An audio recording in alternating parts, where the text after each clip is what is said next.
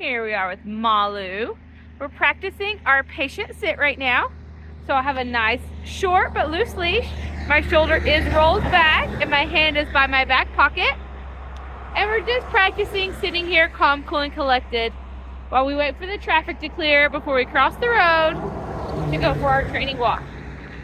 So again, most important thing for me right now, right, as I'm learning, is to keep my hand in the right place and my leash at the right length.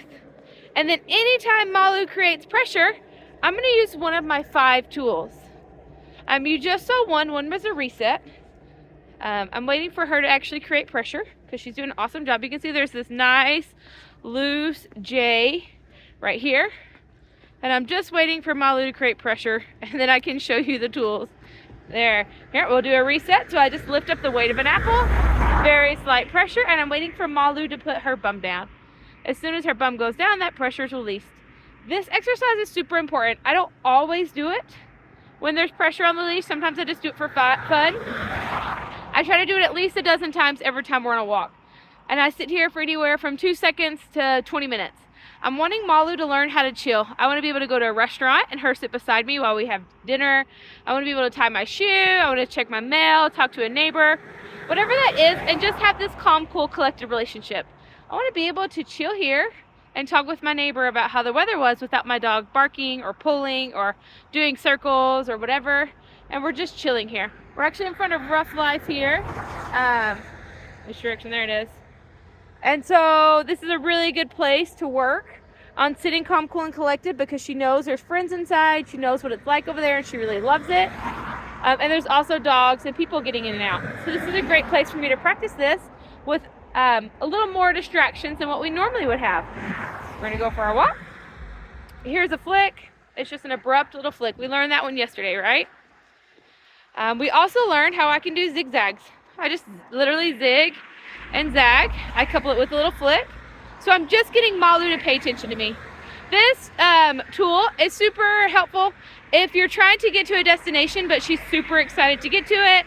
Maybe you're on your way home and she's just so excited to get home and relax that she starts to create pressure, but you still need to keep moving forward.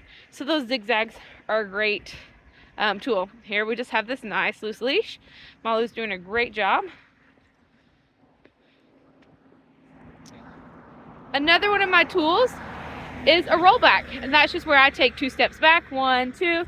Malu has to roll back and then roll forward, and then we walk again. It's just in a very abrupt stop. More work for Malu than it is for me, and so Malu's like, whoa, that was a lot of work.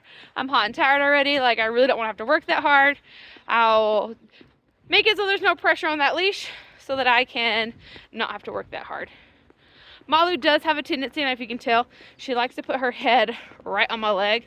So we're also working on that. I don't need her head resting on my leg while we're walking. She's capable of walking on her own. We are working on building confidence. Malu's pretty terrified of most everything, but you can see she's doing a great job. She's walking on her own 4 paws. There's cars passing. The shadows on the ground are changing, and she's doing a good job. So I utilize those flicks a little bit too, or kind of like a little flick in my leg to make it uncomfortable to rest her head on my leg. There. So she can just walk beside me wonderfully, and we can enjoy our walk together without her having to be nervous or feel like she needs to have her head there on my leg. Look how nice this is. This is a beautiful walk. All right, so we've done the flick, we've done the reset, we've done the zigzags, we've done the rollback. The last one's just a direction change. She doesn't have any pressure on the leash, but I'm just gonna change anyways. Direction change, right? I just turned around and went the other direction. This is, let's say there's something up ahead that's super exciting and she is really pulling to get to it. I don't want to avoid whatever that is, but I have time to practice. So I'm going to practice getting closer and closer to it, and each time she gets too excited, I'll turn around and walk back. Once we're calm, cool, and collected, then I go back towards it. So I'm not avoiding what it is.